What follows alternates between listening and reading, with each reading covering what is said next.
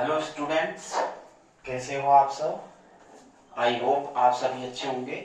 और चलते हैं आज की क्लास में जो फिजिक्स की रहेगी, और बने रहिए आरजी सर के चैनल के साथ। और कंटिन्यू करते हैं आज की क्लासेस में जो फिजिक्स का हमने लास्ट क्लास में मैंने आपको जो प्रकाश का अपवर्तन है इसके बारे में बताया था, यानी कि रिफ्रैक्शन ऑफ लाइट। तो हमने लास्ट क्लास में जो हम लोगों ने पढ़ा था वो हमने रिफ्लेक्शन ऑफ लाइट के बारे में डिस्कस किया था, और किस तरीके से जब माध्यम चेंज होता है, यानी कि रेयर टू डेंस, विरल माध्यम से सघन माध्यम, और डेंस टू रेयर, सघन माध्यम से विरल माध्यम में। तो अब हम आज की क्लास में मैं आपको बताऊंगा कि जो रिफ्रैक्शन ऑफ लाइट होता है, प्रकाश का जो अपवर्तन होता है, उसका कारण क्या है, अपवर्तन का जो कारण होता है वो किस तरीके से अपवर्तन होता है। तो देखिएगा, यहाँ पर टॉपिक रहेगा आज का कॉज ऑफ रिफ्रैक्शन। क्या रहेगा? Cause of refraction of light, यानी कि प्रकाश के अपवर्तन का होना जो किस कारण की वजह से होता है। तो यहाँ पर टॉपिक रहेगा प्रकाश के अपवर्तन का कारण। अंडरस्टैंड? प्रकाश के अपवर्तन का कारण क्या रहेगा। तो देखिए, जैसा कि जो प्रकाश का अपवर्तन होता है वो किसकी वजह से होता है, वेलोसिटी ऑफ लाइट जो चेंज हो जाती है जब एक माध्यम से दूसरे माध्यम में लाइट एंटर करती है, ठीक है ना। तो जो रिफ्रैक्शन ऑफ लाइट होता है, यहां पर लिख देता हूं मैं, इट कॉजेस, ये किसकी वजह से होता है, it causes change in medium. ठीक है, it causes change in medium, यानी कि माध्यम में बदलाव की वजह से होता है।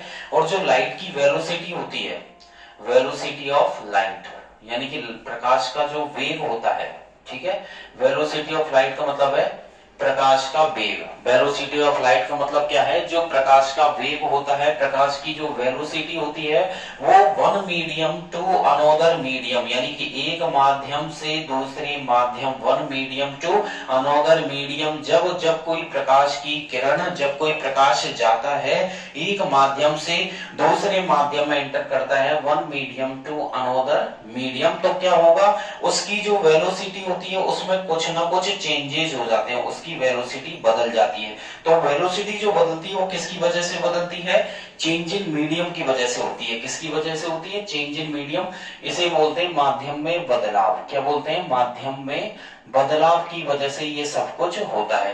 तो आपको ये ध्यान रखना है, जो प्रकाश के अपवर्तन का कारण है वो किसकी वजह से होता है, प्रकाश की जो स्पीड होती है, वेलोसिटी होती है, जो प्रकाश की चाल होती है उसमें बदलाव की वजह से होता है। तो वेलोसिटी ऑफ लाइट जो डिपेंड करती है वो नेचर ऑफ मीडियम पे डिपेंड करती है। अंडरस्टैंड? तो यहां पर मैं लिख देता हूं, जो वेलोसिटी ऑफ लाइट होती है, प्रकाश का जो वेग होता है, यहां पर लिख देते हैं वेलोसिटी ऑफ लाइट, यानी कि प्रकाश का वेग, वेलोसिटी ऑफ लाइट, और ब्रैकेट में लिख देता हूं प्रकाश का वेग। अंडरस्टैंड? यानी स्पीड बोल दो आप, कोई प्रॉब्लम नहीं है। Velocity of light depends, velocity of light depends on the nature of medium. ठीक है, depends on the nature of medium बोल सकते हैं, या वेलोसिटी ऑफ लाइट है वो डिपेंड करता है नेचर ऑफ मीडियम पे। ठीक है, यानी कि माध्यम की प्रकृति कैसी है, जिस माध्यम से जो लाइट पास हो रही है उसकी प्रकृति कैसी है, माध्यम की प्रकृति। अंडरस्टैंड? तो जो लाइट की वेलोसिटी होती है वो डिपेंड करती है नेचर ऑफ मीडियम पे, यानी प्रकाश की जो प्रकृति होती है मीडियम में वो किस प्रकार से होती है उस पर डिपेंड करता है। और लाइट यदि रेयर टू डेंस में एंटर करे, ठीक है, when light enters from when light enters from rare to dense medium, जब light rare to dense medium में एंटर करती है, ठीक है, यानी कि जब प्रकाश जो एंटर करता है, रेयर का मतलब होता है विरल माध्यम और डेंस का मतलब होता है सघन माध्यम। अब विरल और सघन का मतलब है, विरल का मतलब यहाँ एयर मीडियम ले सकते हैं, यानी कि जहां पर सॉलिड और लिक्विड का कोई काम नहीं है तो वो विरल माध्यम कहलाता है। उसे क्या बोलते हैं, उसे रेयर मीडियम बोलते हैं। और सघन का मतलब आप कोई भी सॉलिड से ले सकते हैं, लिक्विड से ले सकते हैं, कोई भी ठोस या द्रव हो सकता है, उसे ग्लास यहां पर लिया गया है। तो रेयर टू डेंस मीडियम, तो जब प्रकाश रेयर से डेंस मीडियम में एंटर करता है तो उसकी जो वेलोसिटी होती है, जो प्रकाश का वेग है वो क्या हो जाए, वेलोसिटी ऑफ लाइट, प्रकाश का जो वेग है वो क्या हो जाएगा, डिक्रीज हो जाएगा, ठीक है, कम हो जाता है। तो ये ध्यान रखना है, यहां से एक नंबर का प्रश्न निकल के आता है कि व्हेन रे ऑफ लाइट, जब प्रकाश की किरण विरल माध्यम से सघन माध्यम में प्रवेश करती है तो उसकी जो वेग होता है प्रकाश का, उस पर क्या फर्क पड़ता है, उसमें क्या बदलाव होता है। तो यहाँ पर जो ऑप्शन रहेंगे वो आपके रहेंगे, पहला ऑप्शन तो है ए बी सी डी, पहला ऑप्शन रहेगा डिक्रीजेस यानी कि कम हो जाता है, दूसरा ऑप्शन रहेगा इंक्रीजेस बढ़ जाता है, तीसरा है नॉट चेंज कोई बदलाव नहीं होगा, तीसरा है यानी कि इन तीनों में से कोई नहीं, या हो सकता है रिमेनिंग कांस्टेंट या वही नियत हो सकता है। तो देखिए डिक्रीज, इंक्रीज और चेंज इन मीडियम, तो यानी कि यहाँ पर नॉट चेंज है और रिमेन्स कांस्टेंट है, तो यहाँ पर डिक्रीज क्या है, यहाँ पर डिक्रीज वाला सही रहेगा। तो एक नंबर का प्रश्न है, जब प्रकाश की किरण रेयर टू डेंस में एंटर करती है यानी कि विरल माध्यम से सघन माध्यम में प्रवेश करती है तो उसकी वेलोसिटी डिक्रीज हो जाती है, और सघन से विरल में एंटर करती है इसका उल्टा जस्ट अपोजिट आपको याद करना है। यदि यानी प्रकाश की जो वेलोसिटी है वो यदि dense medium to rare medium, और डेंस का मतलब होता है सघन माध्यम, यदि प्रकाश सघन माध्यम से विरल माध्यम में एंटर करता है तो उसकी जो वेलोसिटी है, उसका जो वेग है वो इंक्रीज हो जाता है। यहाँ पे भी एक नंबर का क्वेश्चन निकल के आता है, वो बढ़ जाता है, प्रकाश की वेलोसिटी बढ़ जाती है। एक एक नंबर के प्रश्न यहाँ पर है तो आप इनको अच्छे से क्लियर कर लेना, अंडरस्टैंड। बड़े आगे की तरफ चलते हैं, मैं आपको सिखाऊंगा रिफ्रैक्शन ऑफ लाइट जो रेक्टेंगुलर ग्लास स्लैब से है, यानी कि जो आयताकार कांच की जो स्लैब होती है उससे किस तरीके से रिफ्रैक्शन होता है। तो देखिएगा यहाँ पे जो आपके अगला टॉपिक रहेगा प्रकाश के अपवर्तन का, रिफ्रैक्शन ऑफ लाइट में, वो रहेगा कि refraction of light through a rectangular glass slab. तो यहां पर मैं लिख देता हूं रिफ्रैक्शन ऑफ लाइट, क्या लिख दिया गया है, refraction of light through a rectangular glass slab. तो यानी कि रिफ्रैक्शन ऑफ लाइट है through a rectangular glass slab, यानी कि एक कांच की आयताकार, यहां पर हिंदी में लिख देता हूं, कांच की आयताकार पट्टी से प्रकाश का अपवर्तन, अंडरस्टैंड।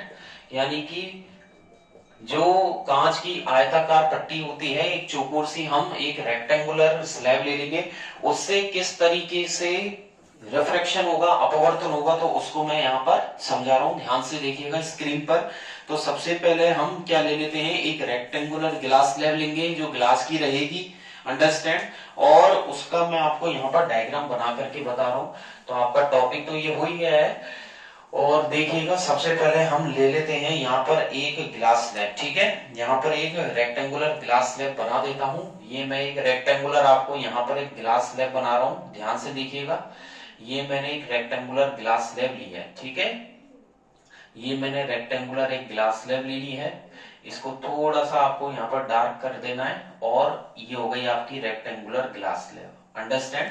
ये एक आयताकार हमने कांच की पट्टी ले ली है जिसका नाम हमने दे दिया है ABCD, ओके, नाम जरूर मेंशन कर देना, ABCD यहाँ पर ली गई है। अब जब रे ऑफ लाइट आती है, ठीक है, रे ऑफ लाइट आएगी आपके, तो देखिएगा यहां से रे ऑफ लाइट आ गई, ठीक है, यह है मीडियम फर्स्ट और अंदर होता है मीडियम सेकंड। तो यहां पर हम लिख देते हैं माध्यम मीडियम फर्स्ट, और इस मीडियम का नाम लिया गया है रेयर मीडियम, क्या लिया है, रेयर मीडियम और एयर मीडियम। तो ये रेयर मीडियम या एयर मीडियम हो ही गया आपके, ठीक है। यहां पर जो अंदर की तरफ है, यहां पर अंदर की तरफ है मीडियम सेकंड, ये माध्यम सेकंड ले लिया है, मीडियम सेकंड, और ये हो जाएगा आपका डेंस मीडियम, डेंस मीडियम, या मैं यहां पर लिख देता हूं ग्लास, अंडरस्टैंड। ये ठोस हो गया, ये आपका हवा हो ही गई, मतलब गैस हो गई, ये आने वाली रे है। अब देखिए नॉर्मली अगर हम लोग ड्रॉ करें तो जाने वाली रे कैसे निकलनी चाहिए, इस तरीके से ये निकल चुकी है, ठीक है, बीच में आपके नॉर्मल बनेगा, ये मैं नॉर्मल बीच में बन जाता है, ये नॉर्मल हो गया, अंडरस्टैंड। तो आने वाली रे है और ऐसे निकलनी चाहिए, लेकिन ऐसे ना जाकर के क्या होता है, जब मैंने आपको बताया था यदि रेयर टू डेंस में एंटर करे, जब प्रकाश की जो रे होती है, रे ऑफ लाइट जब रेयर टू डेंस में एंटर करे तो क्या होता है, टुवर्ड्स द नॉर्मल, यानी कि अभिलंब के पास में आ जाती है। जब प्रकाश की किरण विरल माध्यम से सघन माध्यम में प्रवेश करती है तो वह अभिलंब के पास में आ जाती है।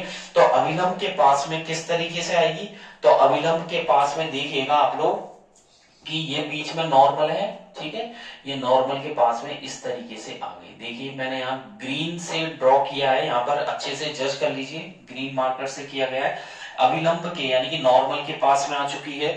अब चूंकि ये रे ऑफ लाइट आने वाली थी, इसका नाम था इंसिडेंट रे। क्या था ये इंसिडेंट रे थी। जब मीडियम चेंज हुआ तो ये जो रे है वो क्या बन चुकी है, यहाँ पर रिफ्रैक्टेड रे। क्या बन गई, ये रिफ्रैक्टेड रे, यानी कि ये आपतित किरण है। और जब इसका मीडियम चेंज हुआ तो ये अपवर्तित हो गई, बीच में ये हो गया आपका नॉर्मल अभिलंब, ये हो गया नॉर्मल, ये पॉइंट ऑफ इंसिडेंस हो गया। और यही रिफ्रैक्टेड रे जब मीडियम सेकंड से दोबारा मीडियम फर्स्ट में एंटर करेगी, ये मीडियम फर्स्ट हो गया, यहाँ पर इसे बोलते हैं रेयर और एयर मीडियम, तब ये मीडियम सेकंड से फर्स्ट में एंटर करेगी तो यही रिफ्रैक्टेड रे क्या बन जाएगी, दोबारा से इंसिडेंट रे। क्या बन जाएगी, इंसिडेंट रे। तो यानी कि पहली incident ray again converted into refracted ray, then due to change in medium this refracted ray is again converted into the incident ray। तो यानी कि refracted ray दोबारा बदल चुकी है इंसिडेंट रे में, और ये यहां पर इंसिडेंट थी तो रिफ्रैक्टेड कहला रही थी। Am I right? मैं क्या कहना चाह रहा हूं, समझ रहे आप? ये इंसिडेंट रे है, रिफ्रैक्शन हुआ तो ये हो गई रिफ्रैक्टेड रे। अब इसको आप भूल जाइए। अब जो मीडियम फर्स्ट और सेकंड था तो हम मीडियम सेकंड को फर्स्ट मान लेते हैं, और जो नीचे लिखा गया है मीडियम फर्स्ट इसको सेकंड मान लीजिए, और ऊपर वाला डायग्राम आप भूल जाइए। तो यहाँ पर जो रिफ्रैक्टेड रे थी ना पहले वाले उसकी फिनोमिना की, तो अब ये रिफ्रैक्टेड इंसिडेंट बन चुकी है। तो देखिए दोबारा से बीच में नॉर्मल क्रिएट हो चुका है, यहाँ पर ये नॉर्मल। अब आपके रे कैसे जानी, नॉर्मली रे कैसे निकलेगी वो इस तरीके से आप ड्रॉ करेंगे, ठीक है, ये ऐसा होना चाहिए। लेकिन दोबारा चेंज इन मीडियम की वजह से ये जो रे है, अब देखिएगा ये जो रे है वो क्या हो जाएगी, देखिए यहाँ पर ऐसे होना चाहिए लेकिन ऐसे ना हो करके मैं देखिए यहाँ पर अवे फ्रॉम द नॉर्मल, क्योंकि दोबारा से क्या हो गया, यहाँ पर आप जानते हैं डेंस टू रेयर में, डेंस टू रेयर मीडियम दोबारा चेंज हो गया तो क्या हो जाएगा, अवे फ्रॉम द नॉर्मल, ठीक है। तो ये जो दोनों फिनोमेना, जो दोनों परिघटनाएं फिनोमिना हो रही है बार बार मीडियम चेंज की वजह से हो रही है। नाम दे दीजिए इसका, ये एन है, ये एन डैश इसका नाम दे दीजिए। और वहां पर आप दे सकते हैं ये जो एक आपका एंगल बन गया, ये पॉइंट ओ हो गया, ये ओ डैश हो गया ये दोबारा से आप इसको एन और इसको भी एन डैश, ठीक है, ये आपका एन डैश हो ही गया है, इसको भी एन डैश दे दीजिएगा। आने वाली रे का नाम दे सकते हैं आप यहाँ पर ये एंगल बन चुका है, कौन सा एंगल है ये, I1, क्योंकि इंसिडेंट रे से बना है एंगल ऑफ इंसिडेंस, तो इसको I1 दिया है, तो आप इसको R1 दे सकते हैं। क्या दे सकते हैं, R1। ऐसे ये वाला जो एंगल है ये वाला, ठीक है, ये एंगल है आपका I2 और ये वाला एंगल हो गया R2, अंडरस्टैंड। ये वाला एंगल I1 है, ये R1, देन ये I2 और ये नीचे हो गया R2, ओके। ये आप नाम इसका O है, इसका P दे सकते हैं, इसका P डैश दे सकते हैं, इसका Q दे सकते हैं। यहाँ पर तो नाम जरूर मेंशन कर देना, ये आपका E इसको नाम दे सकते हो आप, ठीक है। ये आपका रेक्टेंगुलर ग्लास स्लैब है, और कुल मिला के इसमें ये हो रहा है कि जब कोई प्रकाश की किरण विरल माध्यम से सघन माध्यम में प्रवेश करती है तो वो अभिलंब के पास में आ जाती है। देन तब दोबारा से अगर सघन माध्यम से विरल माध्यम में प्रवेश करती है तो वो अभिलंब से दूर हट जाती है। तो जो भी हो रहा है लाइट की वेलोसिटी में जो चेंज हो रहा है वो मीडियम में बदलाव की वजह से हो रहा है, माध्यम में बदलाव की वजह से हो रहा है। और यहाँ पर ये इंसिडेंट रे है, और ये हो गया आपका इंसिडेंट रे, आने वाली रे रिफ्रैक्टेड रे, अगेन ये रिफ्लेक्टेड रे कन्वर्ट हो जाएगी इंसिडेंट रे में। तो दूसरी फिनोमेना के लिए ये रिफ्लेक्टेड रे दोबारा कन्वर्ट हो गई इंसिडेंट रे में, और इंसिडेंट रे से ये बन गई अगेन, यहां पर लिख देते हैं रिफ्लेक्टेड रे। तो ये हो गया आपका इंसिडेंट रे, पहला फिनोमिना है इंसिडेंट रे से रिफ्रैक्टेड रे। तो यहां पर क्या हुआ, रेयर टू डेंस में अब टुवर्ड्स द नॉर्मल हो गया अभिलंब के पास में, और दोबारा रिफ्लेक्टेड रे का कन्वर्जन इंसिडेंट रे में हुआ है, तो इंसिडेंट रे मीडियम सेकंड से फर्स्ट में डेंस टू रेयर में एंटर करेगी तो क्या हो जाएगा, अवे फ्रॉम द नॉर्मल। ठीक है, ये दो कंडीशन है, इनको अच्छे से आप अपने नॉलेज में डाल लीजिए, कोई डाउट हो तो आप क्लियर कर लेना। और यहाँ पर ये एबीसीडी जो रेड कलर से बनाया ये हो गया आपका ग्लास स्लैब, तो यहाँ पर लेवल्ड करना तो जरूरी है ही, तो लेवल के साथ साथ ये जितने भी पॉइंट्स हैं इनको आप डायग्राम में आपको बनाने हैं। ठीक है, क्या करने, डायग्राम में आपको यहाँ पर कंसीडर भी करने हैं। दूसरी बात, आगे की तरफ चलेंगे, आगे की तरफ बढ़ते हैं, तो रिफ्रैक्शन में जो अपवर्तन है इसके नियम भी है, इसके नियम में हम लोग पढ़ते हैं, तो ये आपका टॉपिक होता है।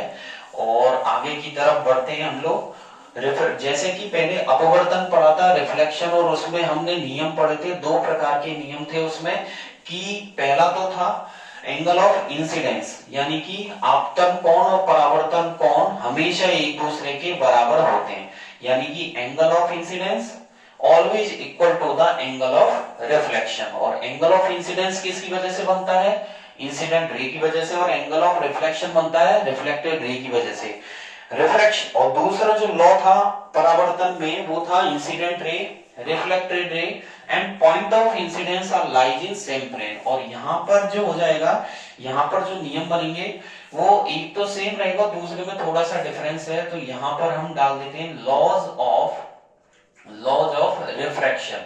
हम पढ़ने जा रहे हैं अपवर्तन के नियम। क्या पढ़ेंगे हम यहाँ पर, अपवर्तन के नियम, तो यहाँ पर हेडिंग हो गई अपवर्तन के नियम। और ये भी बोर्ड में आने लायक क्वेश्चन, और यहाँ से 2 नंबर का क्वेश्चन बनेगा, ये 2 नंबर का प्रश्न है अपवर्तन के नियम। और अपवर्तन के नियम में ये है कि जब लाइट एक माध्यम से दूसरे माध्यम में प्रवेश करती है तो वो रिफ्रैक्ट होती है, और इसी रिफ्रैक्शन की वजह से 2 तरीके के रूल से निकल करके आते हैं। ठीक है, यानी कि when light enters from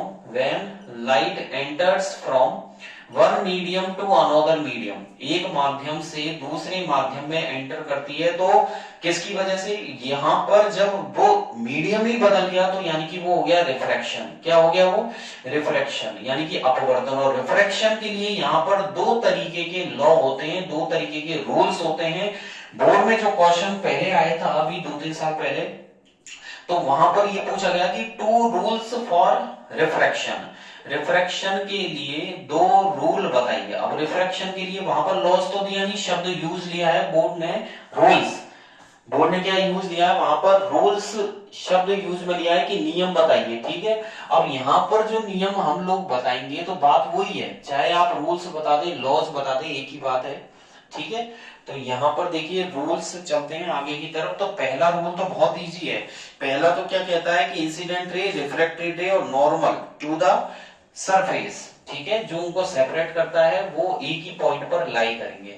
okay, तो यहाँ पर हमारी हेडिंग रहेगी फर्स्ट लॉ ऑफ रिफ्रैक्शन। ठीक है, तो यहाँ पर मैं डाल देता हूं पहला लॉ रिफ्लेक्शन का। ठीक है, तो यहाँ पर डाल दिया है फर्स्ट लॉ ऑफ रिफ्रैक्शन, अपवर्तन का प्रथम नियम। तो यहाँ पर हम अपवर्तन का प्रथम नियम पढ़ने जा रहे हैं। तो पहला नियम तो है इंसिडेंट रे, रिफ्रैक्टेड रे, नॉर्मल टू द सरफेस। ठीक है, तो यहाँ पर लिख देते हैं इंसिडेंट रे यानी कि आने वाली रे, इंसिडेंट रे।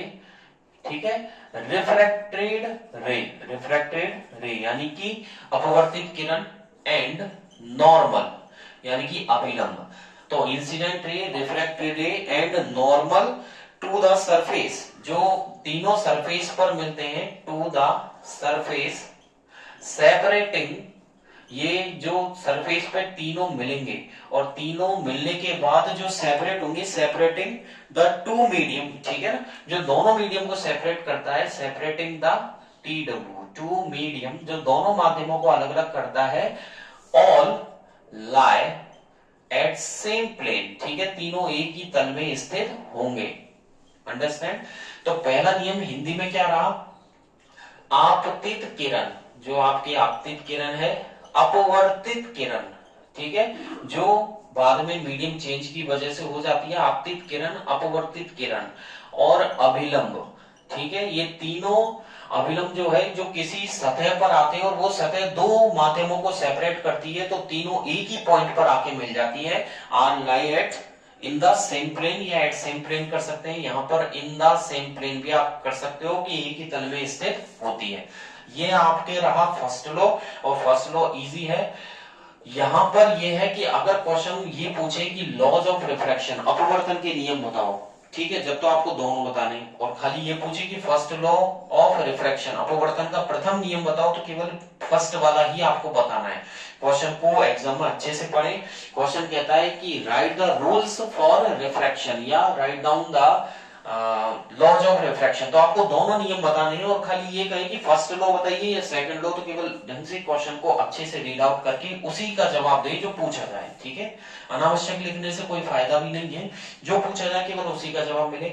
सेकंड लॉ की तरफ चलते हैं, यहां पर डाल देते हैं सेकंड लॉ ऑफ रिफ्रैक्शन।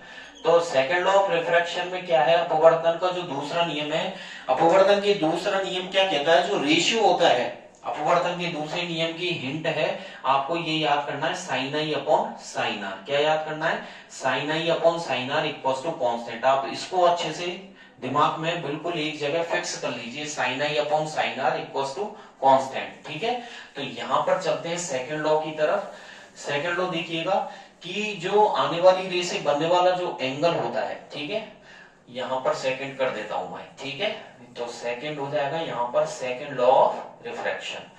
तो देखिएगा जो आने वाली रे है, इंसिडेंट रे का जो साइन करेंगे, ratio of sine of the, यहां पर लिख देता हूं the ratio of sine of the, आपको साइन करना है, एक एंगल लेना है, sine of the incident angle, आने वाली रे से जो एंगल बनेगा इंसिडेंट एंगल, और इंसिडेंट एंगल ब्रैकेट में लिख देते हैं एंगल आई, ठीक है। जो इंसिडेंट एंगल है उसका लेना है sine, incident angle to the sine of the, इसको दूसरे के साथ to the sine of the refracted angle, understand. और रिफ्रैक्टेड एंगल रहेगा अपवर्तित एंगल, एंगल आर, ठीक है। जो अपवर्तित किरण से बनेगा angle are is constant for a pair, ये दोनों कांस्टेंट रहेंगे, is constant for a pair, ठीक है, ये दोनों पेयर में रहेंगे, जो कि कांस्टेंट एक नियतांक के रूप में रहेंगे of two medium, understand, of two medium, दोनों माध्यमों के लिए। तो देखिए आपको क्या करना है, आने वाली रे से जो एंगल बनेगा साइन आई अपॉन जो अपवर्तित किरण रिफ्रैक्टेड रे से जो एंगल बनेगा साइन आई अपॉन साइन आर, तो यहां पर लिखा गया है कि आने वाली रे से जो बनेगा एंगल आई उसका लेना है साइन, क्या लेना है साइन, और जाने वाली जो रे है यानी कि रिफ्रैक्ट जो होगी अपवर्तित उसका भी लेना है साइन, तो साइन आई अपॉन साइन आर, और दोनों का करना है रेशियो। तो इस आपकी डेफिनेशन जो आपका रहेगा थ्योरी कहां से स्टार्ट होगी, the ratio of the sine of the incident angle angle I to the sine of the refracted angle angle are is constant for a pair of two medium, understand. और दोनों का ratio करके यहां पर आपको constant लेना है, यानी कि एक नियतांक रहेगा, ये नियत रखना है आपको, तो साइन आई अपॉन साइन आर, और ये जो कांस्टेंट है इसे refractive index of the medium कहा जाता है, ठीक है। यहां पर लिख देते हैं दिस कांस्टेंट, जो आप कांस्टेंट लेंगे दोनों का जो कांस्टेंट बना है, this constant is also known as, इसे ही क्या बोला जाता है, इसे also known as refractive index, इसे रिफ्रैक्टिव इंडेक्स बोला जाता है। रिफ्रैक्टिव इंडेक्स किसका, refractive index of the medium, understand, यानी कि माध्यम का रिफ्रैक्टिव इंडेक्स रहेगा। तो यानी कि साइन आई, आने वाली जो रे है इंसिडेंट रे, उससे जो एंगल बनेगा, ठीक है, एंगल आई, उसका साइन लेना है, और अपवर्तित किरण जो है उससे जो एंगल बनेगा एंगल आर, उसका साइन लेना है, दोनों का रेशियो करना है। तो आपके थ्योरी क्या रहेगी, the ratio of the sine of the incident angle to the sine of the refracted angle is constant for a pair of two medium.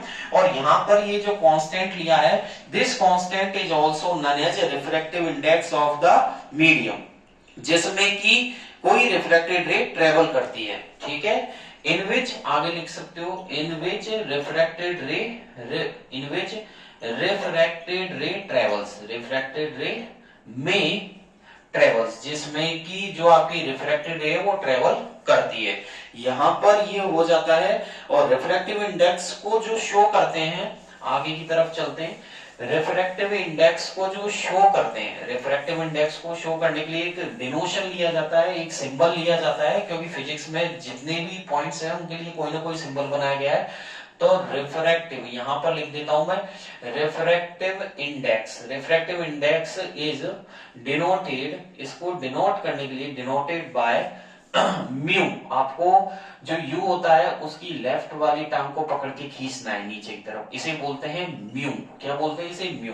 तो देखिएगा रिफ्रैक्टिव इंडेक्स को म्यू से शो किया जाता है, तो हम क्या लिख सकते हैं यहां पर? आपका फॉर्मूला हो जाएगा mu equals to sine I upon sine R. इस पर न्यूमेरिकल्स भी है, यहां पर आपको अच्छे से याद कर लेना है। ये 1 नंबर का क्वेश्चन बनता है, फॉर्मूला बेस्ड भी हो गया और ये न्यूमेरिकल बेस्ड भी हो गया, और यही स्नेल का लॉ है जो बिलीबोर्ड स्नेल ने दिया था। ठीक है, इसके आगे लिख देता हूं मैं, this law is also called, इसे कहा जाता है स्नेल्स लॉ।